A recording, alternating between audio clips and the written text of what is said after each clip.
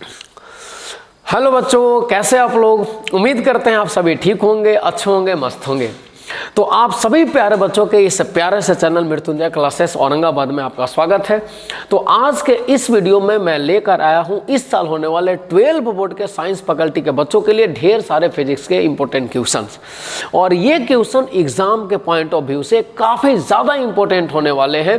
तो इस वीडियो में आज जो भी क्वेश्चंस लाए गए हैं वो सारे के सारे क्वेश्चंस 2 मार्क्स वाले क्वेश्चन हैं और इस वीडियो में उनका इतना सटीक आंसर प्रोवाइड किया गया है so that you can got best mark in the physics. तो लेट्स स्टार्ट द वीडियो। तो आज का फर्स्ट क्वेश्चन है, आवेशों का क्वांटमीकरण क्या है? आवेशों का क्वांटमीकरण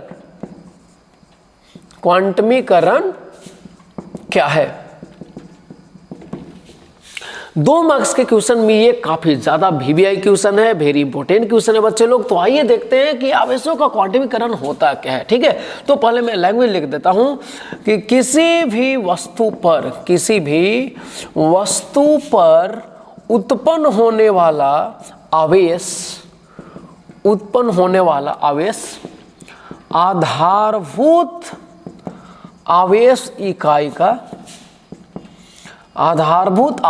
इकाई का पूर्ण गुणांक होता है या पूर्णांक गुणज होता है। ठीक है, आधारभूत आवेश इकाई को हम लोग कैसे दिखाते हैं? ई से, जहां पे आप लिख दीजिए ई का वैल्यू क्या होता है 1.6 × 10⁻⁻90 कूलम। और जो आवेशों के क्वांटमीकरण में जो आप फार्मूला यूज करते हैं बच्चे लोग, वो होता है Q = ±NE, जहां n का वैल्यू 1 2 3 4 5 6 ऐसे करके कोई भी परफेक्ट नंबर आप वैल्यू में कोई भी पूरा नंबर परफेक्ट नंबर आप रख सकते हैं n के जगह पे। ठीक है, ये लैंग्वेज आपको लिखना है। ठीक है, इससे ज्यादा कुछ नहीं लिखना है। तो चलिए अब इसको समझाता हूं मैं। आवेशों का क्वांटमीकरण क्या होता है बच्चे लोग? सबसे पहले आप ये समझिए कि आवेश कोई भी वस्तु पर कैसे उत्पन्न होता है। तो किसी भी वस्तु पर जो आवेश उत्पन्न होता है वो आवेश इलेक्ट्रॉनों के स्थानांतरण के वजह से होता है। जब एक वस्तु से इलेक्ट्रॉन स्थानांतरित होकर दूसरे वस्तु पर जाते हैं तभी उस वस्तु पे आवेश उत्पन्न होता है। तो बात अब ये है कि इलेक्ट्रॉन स्थानांतरित होता है, तो जब भी इलेक्ट्रॉन स्थानांतरित होंगे तो पूर्ण संख्या के रूप में स्थानांतरित होंगे। मेरा मतलब है कि इलेक्ट्रॉन एक वस्तु से दूसरे वस्तु पे जब स्थानांतरित होगा तो पूर्ण संख्या के रूप में, अर्थात 1 इलेक्ट्रॉन या 2 इलेक्ट्रॉन या 3 इलेक्ट्रॉन स्थानांतरित होंगे, 4 इलेक्ट्रॉन स्थानांतरित होंगे, 5 6 7 8 9 10 ऐसे करके इलेक्ट्रॉन स्थानांतरित होंगे। कभी भी ये नहीं बोला जा सकता है कि 2.7 इलेक्ट्रॉन स्थानांतरित हुआ, 3.8 इलेक्ट्रॉन स्थानांतरित हुआ। क्या आप बताओ, क्या ऐसा बोला जा सकता है कि सर एक ऑब्जेक्ट से, एक वस्तु से दूसरे वस्तु पर कितना इलेक्ट्रॉन स्थानांतरित हुए? तो 4.273 क्या बोला सकते हैं? 5.7 इलेक्ट्रॉन स्थानांतरित हुए ना, 1.3 इलेक्ट्रॉन स्थानांतरित हुए, ऐसा नहीं बोला जा सकता है। तो इलेक्ट्रॉन जब भी स्थानांतरित होंगे तो पूर्ण संख्या के रूप में होंगे और इसी नियम को बोला जाता है कि आवेश किसी वस्तु पर जब भी उत्पन्न होते हैं तो आधारभूत आवेश इकाई मतलब इलेक्ट्रॉन के आवेश के पूर्ण गुणांक के रूप में होते हैं, पूर्णांक गुणज के रूप में होता है और इसी नियम को आवेशों का क्वांटमीकरण कहा जाता है। ठीक है, चलिए तो आज का इसको वीडियो मतलब इसको नोट करते रहना है बच्चा लोग। वीडियो को पॉज करो और इसे नोट करो। तो चलिए नेक्स्ट क्वेश्चन है, नेक्स्ट क्वेश्चन आप सभी का है। नेक्स्ट क्वेश्चन है, आवेशों का गुण क्या है? आवेशों के प्रमुख गुणों को लिखें। आवेशों के प्रमुख गुणों को लिखें। चलिए आवेशों के प्रमुख गुणों को लिखें। ठीक है, वैसे तो आवेश के बहुत सारे गुण होते हैं, लेकिन आपको सिर्फ ये क्वेश्चन 2 मार्क्स में पूछे जाते हैं तो सिर्फ सटीक आंसर आपको प्रोवाइड करना है। तो आवेशों के प्रमुख गुणों में लिख दीजिएगा कि आवेशों के प्रमुख गुण इस प्रकार से, फर्स्ट में लिखिएगा कि आवेश योगात्मक होते हैं, आवेश योगात्मक होते हैं। दूसरा, आवेश संरक्षित होते हैं। थर्ड आप लिखेंगे बच्चे लोग आवेश क्वांटमीकृत होते हैं, क्वांटमीकृत होते हैं। ये 3 प्रॉपर्टी आप लिखिए, 2 मार्क्स के लिए काफी ज्यादा है, ठीक है। अब चलिए बच्चे मैं इसे समझाता हूं।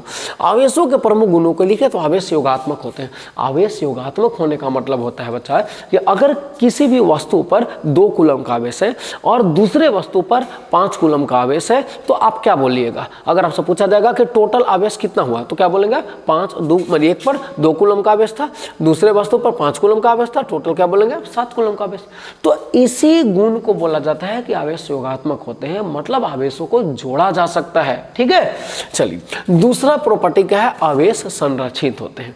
आवेश कभी किसी भी निकाय का, किसी विलगित निकाय का आवेश हमेशा संरक्षित रहता है बच्चा लोग। मतलब आवेश नहीं तो आप उत्पन्न कर सकते और नहीं आवेश को डिस्ट्रॉय किया जा सकता है, बर्बाद किया जा सकता है, ठीक है। आवेशों का सिर्फ पुनर्वितरण होता है, ठीक है। जैसे देख लीजिए, अगर एक वस्तु से दूसरे वस्तु पर इलेक्ट्रॉन ट्रांसफर हुआ तब आवेश की उत्पत्ति होती है। तो सपोज कर लीजिए, मान लीजिए कि यहाँ से 7 इलेक्ट्रॉन ट्रांसफर हुआ और यही 7 इलेक्ट्रॉन यहाँ पे आया, तो यहाँ पर 7 इलेक्ट्रॉन निकला तो +7e यहाँ पे चार्ज प्रोड्यूस होगा और यहाँ पे -7a चार्ज उत्पन्न होगा। तो एक बात बताइए कि यहां पर कोई नया चार्ज उत्पन्न हुआ क्या? नहीं।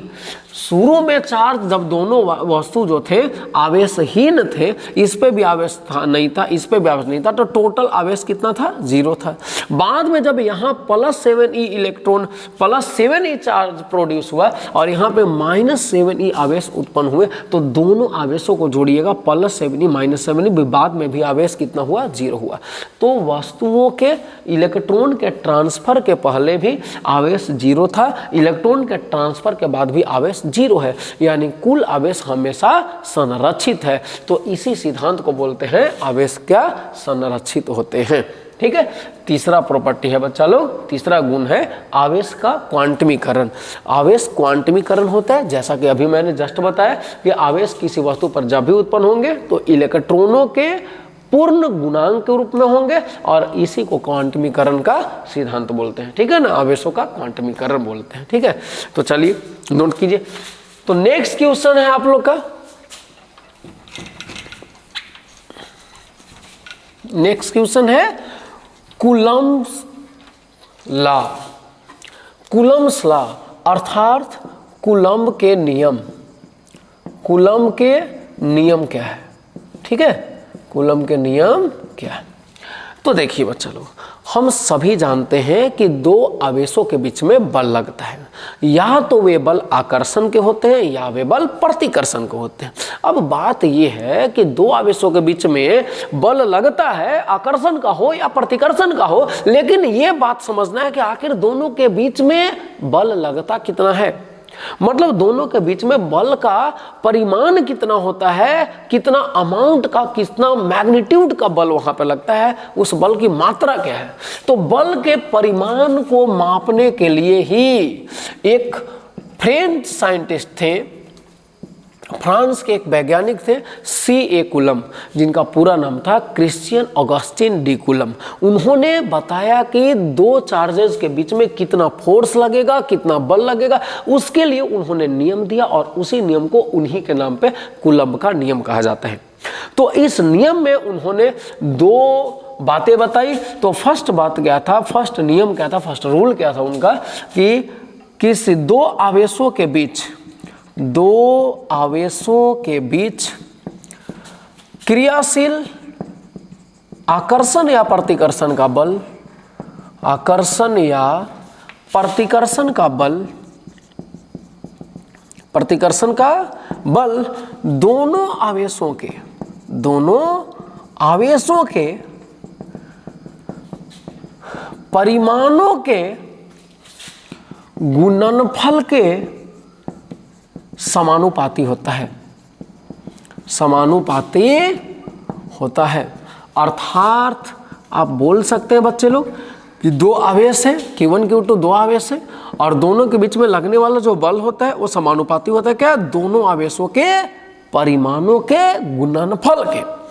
ठीक है, ये कब? जब R नियत हो, जब R नियत हो। ठीक है, इसको इक्वेशन फर्स्ट मान लो। तो ये नियम कहता है कि दो आवेशों के बीच में लगने वाला जो बल होता है ये दोनों आवेशों के परिमाणों के गुणनफल के समानुपाती होता है। मतलब जैसे Q1 इंटू Q2 का वैल्यू बढ़ेगा वैसे बल का मान भी दोनों के बीच बढ़ेगा, और जैसे दोनों के बीच लगने वाले दोनों आवेशों का गुणनफल का मान कम होगा तो उनके बीच बल का भी मान कम होगा। दूसरा नियम क्या था? तो दूसरा नियम कूलम्ब साहब ने बताया कि दो आवेशों के बीच क्रियाशील आकर्षण या प्रतिकर्षण का बल, आकर्षण या प्रतिकर्षण का बल दोनों आवेशों के बीच के दूरी के वर्ग के व्युत्क्रमानुपाती होता है, व्युत्क्रमानुपाती होता है। अर्थात बच्चे लोग इस नियम में कूलम्ब साहब ने बताया कि दो बल जो होता है दोनों आवेशों के बीच का, वो उनके बीच के दूरी के वर्ग के व्युत्क्रमानुपाती होता है जब Q1 और Q2 क्या हो? नियत हो। ये क्या था? इक्वेशन सेकंड हम लोग मानते हैं। ठीक है, मतलब उनका कहना क्या था? ये दोनों आवेशों के बीच में जो बल लगते हैं वो बल, ये बल दोनों आवेशों के बीच में लगने वाला बल दोनों आवेशों के बीच के दूरी के वर्ग के व्युत्क्रमानुपाती होता है। तो बीच का दूरी है क्या? R है, और इसका वर्ग क्या होगा? R², और R² का व्युत्क्रमानुपाती क्या हो गया? F is directly proportional 1/R²। अब क्या करते हैं? यही दोनों क्या था? कूलम्ब का नियम था। ठीक है, हाँ, इस नियम को लिखने के बाद आपको थोड़ा सा और आगे बढ़ जाना बच्चा, ताकि एक सटीक आंसर हो जाए। तो F देखो आप लिखना by first and second equation, first और सेकंड इक्वेशन से चलिएगा तो F डायरेक्टली प्रोपोर्शनल हुआ Q1 इंटू Q2/R²। मतलब ये वाला जो इक्वेशन है, ये वाला इक्वेशन है, दोनों इक्वेशन को एक ही साथ आपको मिलाकर लिखना है। तो क्या हो जाएगा? F डायरेक्टली प्रोपोर्शनल इतना, तो फार्मूला हो जाएगा F equal to K Q1 into Q2/R² हो जाएगा। बात समझ में है? तो यही क्या था? कूलम्ब्स लॉ बच्चे लोग। ठीक है, जल्दी से वीडियो को पॉज करो और नोट करो जल्दी। हो गया बच्चे लोग? ठीक है, चलिए तो नेक्स्ट क्वेश्चन है आज का,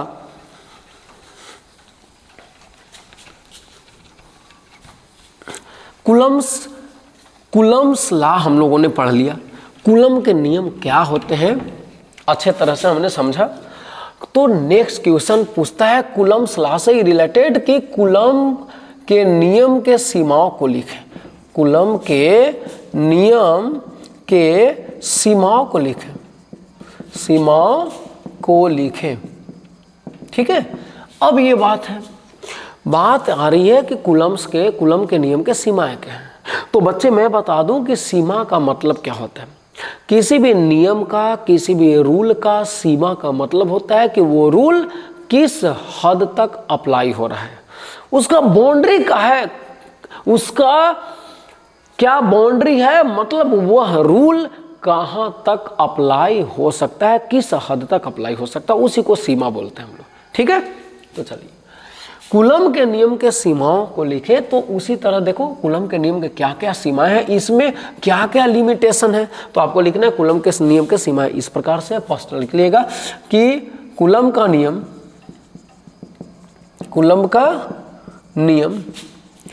केवल बिंदु आवेशों के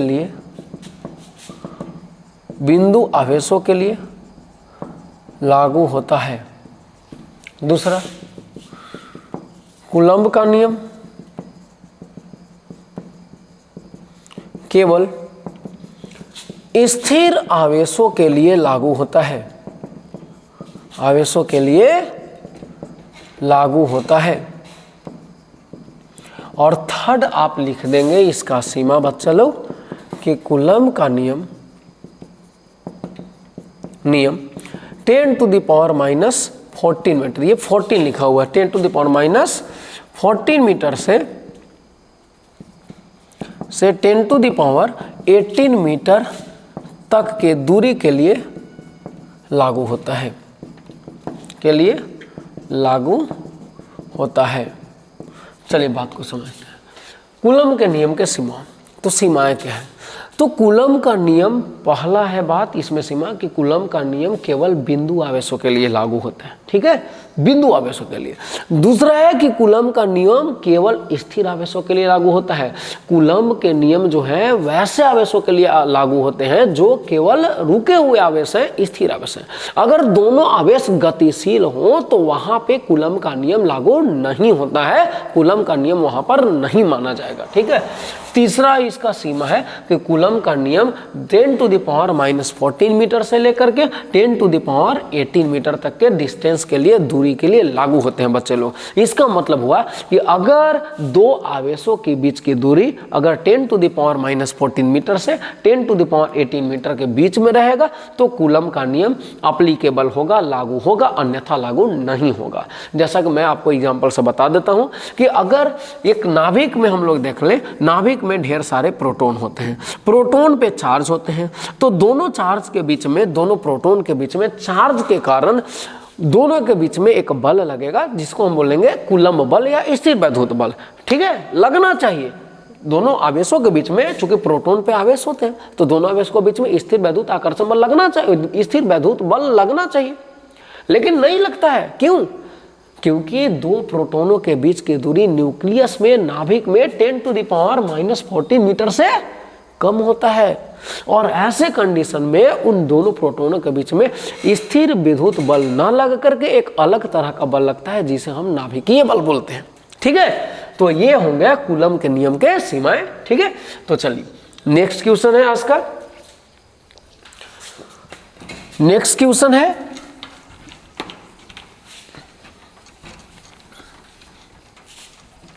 चलिए क्वेश्चन नंबर है आपका 5, कूलम के नियम के महत्वों को लिखें, महत्वों को लिखें, ये क्वेश्चन है, ठीक है। कूलम का नियम का महत्व क्या है? बच्चे लोग देखिए, कूलम के नियम का महत्व का मतलब क्या होता है? कोई भी नियम का महत्व का मतलब होता है कि वो नियम अगर नहीं होता तो हमें किन किन बातों की जानकारी नहीं मिल पाती, और अगर वो नियम खोज हुआ है, अगर वो नियम हमारे पास अवेलेबल है तो उस नियम का हमें क्या बेनिफिट मिल रहा है, उसे किन किन बातों की जानकारी हमें मिल पाई, ठीक है। तो उसी तरह से कूलम के नियम के भी बहुत महत्व है, और क्या क्या महत्व है वो आप देख लीजिए, ठीक है। तो कूलम के नियम के द्वारा, कूलम के नियम के द्वारा ही हम उन बलों के बारे में, हम उन बलों के बारे में समझ पाते हैं, समझ पाते हैं जो फर्स्ट, जो नाभिक तथा इलेक्ट्रॉनों के बीच, नाभिक तथा इलेक्ट्रॉनों के बीच क्रियाशील होता है, क्रियाशील होता है। दूसरा, जो परमाणुओं को आपस में बांधकर, जो परमाणुओं को आपस में बांधकर अणुओं का निर्माण करता है, अणु का निर्माण करता है, ठीक है।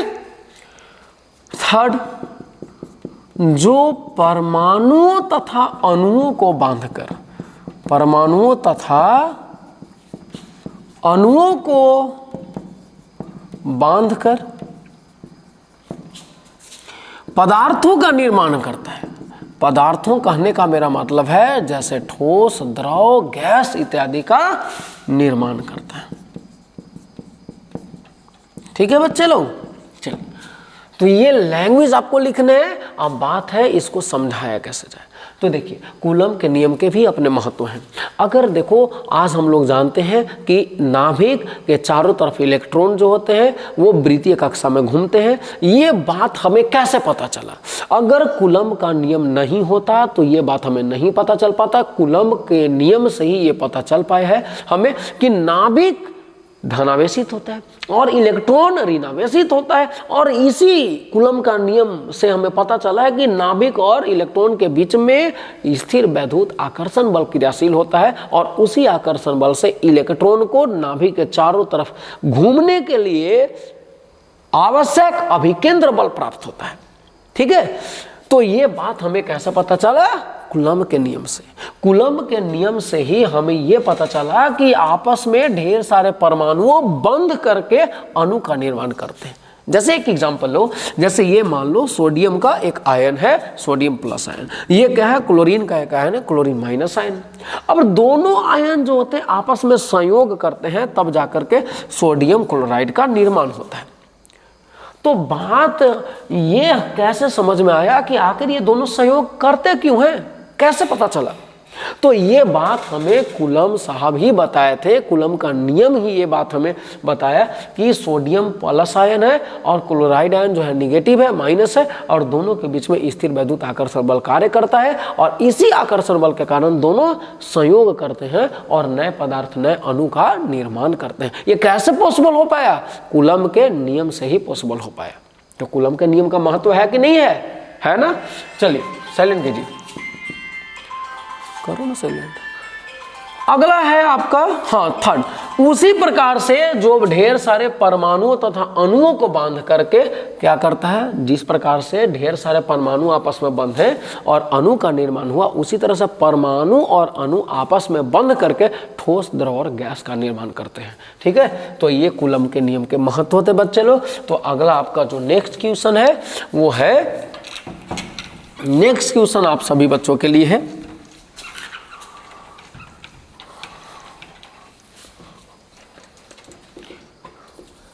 रैखिक आवेश घनत्व। 3 क्वेश्चन बहुत ज़्यादा इंपॉर्टेंट हैं, काफ़ी ज़्यादा पूछे जाते हैं। रैखिक आवेश घनत्व क्या है? ठीक है ना? उसी तरह से क्वेश्चन होगा पृष्ठ आवेश घनत्व क्या है? ठीक है, उसी तरह से ये भी क्वेश्चन पूछा जाता है कि आयतन आवेश घनत्व क्या है? आयतन आवेश घनत्व क्या है बच्चे लोग? ठीक है, तो बात है, देखिए, रैखिक आवेश घनत्व, पृष्ठ आवेश घनत्व, आयतन आवेश घनत्व, ये सारी बातों को समझने के पहले हम क्या स्टडी करते हैं? एक बात स्टडी करते हैं। आप सभी बच्चे लोग जानते होंगे कि अगर किसी कुचालक पदार्थ को आवेश दिया जाता है तो आवेश उस कुचालक पदार्थ के उसी भाग पर रहता है जिस भाग पर आवेश दिया गया है। जैसे ये मार्कर है, कुचालक पदार्थ है, अगर इसके हम इस भाग पे आवेश को देते हैं तो ये आवेश इसी भाग पर रहेगा, इधर उधर कहीं पर भी नहीं जाएगा। लेकिन अगर किसी सुचालक पदार्थ को आवेश दिया जाए, जैसे मान लीजिए ये क्या है? कांटी है, आयरन का, लोहे का कांटी है, और अगर सुचालक पदार्थ के इस कांटी को आवेश दिया जाएगा तो ये आवेश इस कांटी के पूरे आयतन में, संपूर्ण आयतन में फैल जाएगा, वो भी एक समान रूप से फैलेगा। ठीक है, तो चलिए, तो हम जान गए कि चालक को आवेश दीजिएगा तो ये आवेश उसके पूरे आयतन में एक समान ढंग से फैल जाता है। तो अब बात थोड़ा समझिएगा कि ये जो चालक होते हैं वो कितना तरह के हो सकते हैं। चालक 3 तरीके के हो सकते हैं। एक वैसे चालक जिसमें केवल लंबाई हो, वैसे चालक जिसमें केवल लंबाई हो, ठीक है ना, एल लंबाई हो। वैसे चालक जिसमें केवल लंबाई के साथ साथ क्या हो? चौड़ाई भी हो, लंबाई भी हो, चौड़ाई हो, मतलब उनके पास क्षेत्रफल हो, एरिया हो। और कुछ चालक ऐसे भी हो सकते हैं जिसमें लंबाई, चौड़ाई और ऊंचाई तीनों हो, अर्थात उनमें क्या हो? आयतन हो, उनमें क्या हो? आयतन हो। ठीक है, तो चलिए, अब बात रहा कि रैखिक आवेश घनत्व ये सब है क्या? तो देखिए बच्चा लोग, अगर मैं इस चालक को आवेश दूं, अगर इसको आवेश दूं, इसको आवेश दूं, तो क्या होगा? अगर इस चालक को आवेश दिया जाए तो ये आवेश इसके संपूर्ण लंबाई में एक समान ढंग से वितरित हो जाएगा, होगा ना? इसको आवेश दिया जाए तो आवेश होंगे एक समान ढंग से इसके पूरे क्षेत्रफल में, संपूर्ण क्षेत्रफल में एक समान ढंग से फैल जाएगा। और इसको आवेश दिया जाए तो यहाँ जो आवेश होंगे इस चालक के संपूर्ण आयतन में एक समान ढंग से फैल जाएंगे। बात समझ में आ रहा है आप लोग को? इसमें जब आवेश दिया जाएगा तो आवेश कहाँ पर फैलेंगे? संपूर्ण आयतन में फैल जाएंगे। बात समझ रहे हैं? तो अब यहाँ पर पॉइंट है कि जब इसको आवेश दिए और ये आवेश इसके टोटल लंबाई में, कुल लंबाई में एक समान ढंग से वितरित हुआ है, तो इसके प्रति एकांक लंबाई, छोटा सा लंबाई में भी कुछ ना कुछ आवेश तो होगा ना। जब ये आवेश इस चालक तार को दिया गया न, तो ये आवेश पूरे लंबाई में एक समान ढंग से फैला हुआ है, तो इसके छोटे से लंबाई, प्रति एकांक लंबाई में भी तो कुछ न कुछ आवेश होंगे। तो जो प्रति एकांक लंबाई में जो आवेश होंगे उसी को क्या बोला जाता है, रैखिक आवेश घनत्व। मतलब आप डिफाइन कैसे कीजिएगा, परिभाषा कैसे देंगे, तो बोलिएगा किसी चालक के प्रति एकांक लंबाई में, प्रति एकांक लंबाई में मौजूद आवेश को रैखिक आवेश घनत्व कहते हैं। ठीक है, इसे लेम्डा से सूचित किया जाता है, इसे लेम्डा से सूचित किया जाता है बच्चे लोग। लेम्डा बराबर क्या फॉर्मूला होगा, लेम्डा बराबर फॉर्मूला होगा Q/L, मतलब ये कुल आवेश बटा में कुल लंबाई। ठीक है, और इसका ऐसा ही मात्रा क्या होगा, चार्ज का कूलम होता है, लंबाई का मीटर होता है, तो इसका ऐसा ही मात्रा कूलम प्रति मीटर हो जाएगा, या कूलम प्रति मीटर को आप ऐसा भी लिख सकते हैं। ठीक है, क्लियर। चलिए अब ये पे आते हैं, यहाँ पे आते हैं कि अगर ये चार्ज इस कंडक्टर को दिया जाए, इस चालक को दिया जाए, तो ये आवेश इसके पूरे क्षेत्रफल में फैलेगा एक समान ढंग से। तो अगर ये आवेश इसके पूरे क्षेत्रफल में एक समान ढंग से फैलता है, तो इसके प्रति एकांक क्षेत्रफल में भी तो कुछ आवेश फैल रहा होगा ना, इसके प्रति एकांक क्षेत्रफल में भी तो कुछ ना कुछ आवेश होंगे। तो प्रति एकांक क्षेत्रफल में जितना आवेश होता है उसी को पृष्ठ आवेश घनत्व बोलते हैं। पृष्ठ का मतलब क्या होता है, क्षेत्रफल। तो क्या लिखेंगे इसको, प्रति एकांक क्षेत्रफल में मौजूद आवेश को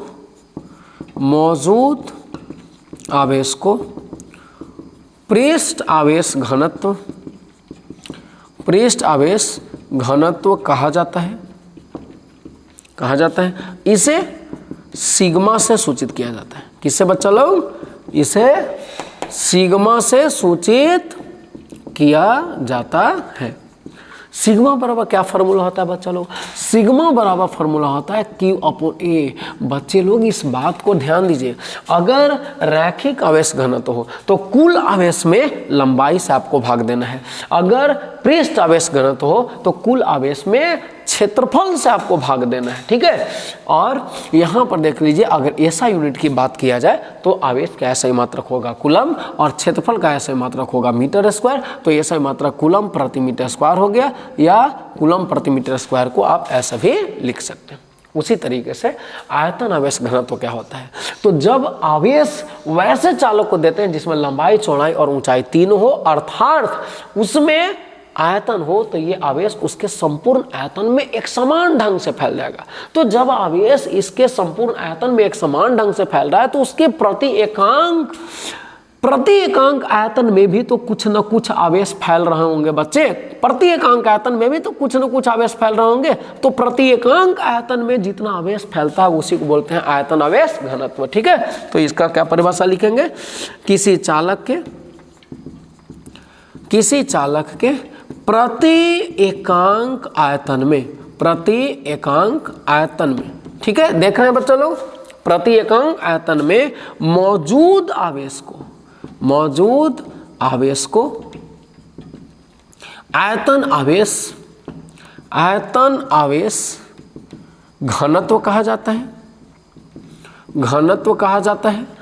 इसको किससे दिखाते हैं बाबू, इसे रो से सूचित किया जाता है। जी हाँ, इसको क्या बोला जाता है बच्चा लोग, रो बोलते हैं। इसे रो से सूचित किया जाता है। ठीक है, अब पूछिएगा रो का फॉर्मूला क्या होगा, तो बिल्कुल सही बच्चे लोग, कुल आवेश में इस बार हम आयतन से भाग देने वाले। ठीक है, फॉर्मूला हो जाएगा रो इज इक्वल टू क्या, Q/V। ऐसा ही मात्रा की बात करें तो कूलम, आयतन का क्या होता है बच्चे लोग, मीटर क्यूब। तो आवेश का इसका मात्रा क्या हो जाएगा, आयतन आवेश घनत्व का कूलम पर मीटर क्यूब, या इसी को आप बोल सकते हैं कूलम पर मीटर क्यूब, मतलब ऐसे भी आप लिख सकते हैं। तो ये क्वेश्चन आपको काफी अच्छे से समझ में आ गया। चलिए जल्दी से इसको नोट कीजिए। हो गया बच्चे लोग? तो चलिए नेक्स्ट क्वेश्चन आप लोग के लिए है, नेक्स्ट क्वेश्चन आज का आप सभी प्यारे बच्चों के लिए क्या है, वो क्वेश्चन है क्वेश्चन नंबर 9, और ये है आवेशों की ध्रुवता। आवेशों की ध्रुवता, ठीक है बच्चे लोग, इसको क्या बोला जाता है? पोलैरिटी ऑफ चार्ज बोलते हैं बच्चे लोग। तो पूछा जाएगा क्वेश्चन कि आवेशों की ध्रुवता क्या है, ठीक है। आंसर आपको क्या लिखना है? वह गुण जो दो प्रकार के आवेशों में, या वह गुण जो दोनों प्रकार के आवेशों में विभेद उत्पन्न करता है, विभेद उत्पन्न करता है, उसे आवेशों की